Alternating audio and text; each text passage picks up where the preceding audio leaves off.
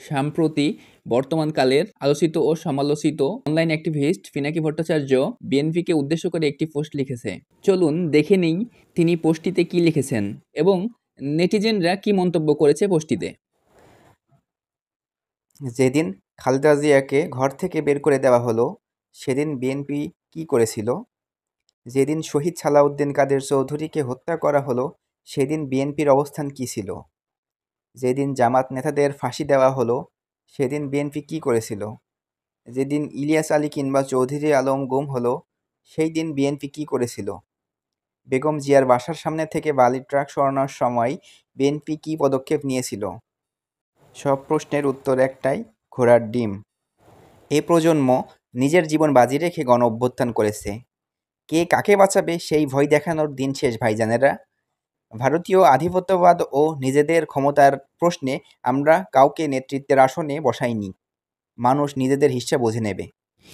এবার চলুন দেখে নেই তার পোস্টটিতে নেটিজেনরা কি কমেন্ট করেছে। মোহাম্মদ শাহিনুজ্জামান লিখেছেন, দু একটা ঝটিকা মিছিল দিয়ে ক্ষমতা থেকে সরানো গেলে 15 বছরে শেখ হাসিনাকে কয়েক হাজার বার সরানো যেত। আর দেওয়ালে পিঠ ঠেকে গেলে কাউকে লাগবে না। এরা জেন জি, এরা জানে কি করতে হয়। নাজমুল হক নামে একজন লিখেছেন, বিএনপি প্রতিবাদ করেছে, লড়াই করেছে রাজপথে। পুলিশের বন্দুকের নলের সামনে লড়াই করে জীবন দিয়েছে আন্দোলনে, রাজপথ থেকে গ্রেপ্তার হয়েছে। জেল, ডিবি অফিসে অত্যাচার নির্যাতনের শিকার হয়েছে। আজকের স্বৈরাচার শেখ হাসিনা মুক্ত বাংলাদেশ বিএনপির আন্দোলনের ফসল। আর কাপুরুষের মুখে সাহসী যোদ্ধাদের সম্পর্কে সমালোচনা মানায় না। বাহারুল বাবর লিখেছেন, বিএনপি হাজার হাজার কর্মী হত্যার শিকার হলো, গুমের শিকার, হামলার শিকার, মামলা 1,50,000, আসামি 60 লক্ষ, তারপরও কয় বিএনপি কী করেছে?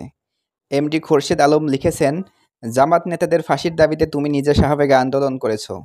লোকটা বেশি পণ্ডিত মনে হয়। এমডি আহসান হাবিব লিখেছেন, ওনার লেখালেখি আর বেশি দিন পাবলিক খাবে না।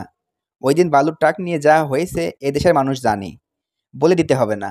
সকল নেতাকর্মীরা তখন মামলা হামলার বাধা। আর ওই দিন যে কত মানুষেরা রাস্তায় অপেক্ষা করছিল দেখেন নাই? লক্ষ লক্ষ পুলিশ আইছিল, সব আটকে দিয়েছিল। আপনি এত কথা বলেন, আপনি আর আপনার নতুন ভক্তরা ওই দিন কোথায় ছিল? কই ছিল এত লেখালেখি?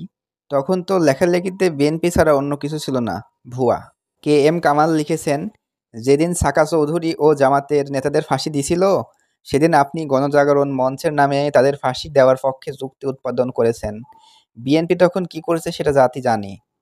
এই গণজাগরণ মঞ্চ ও বিচার নিয়ে প্রশ্ন করায় বিএনপিকে 10 বছর কোণঠাসা অবস্থায় রাখা হয়েছে। এর মূলেই ছিল গণজাগরণ মঞ্চ। এই ছিল আজকের ভিডিও। ধন্যবাদ।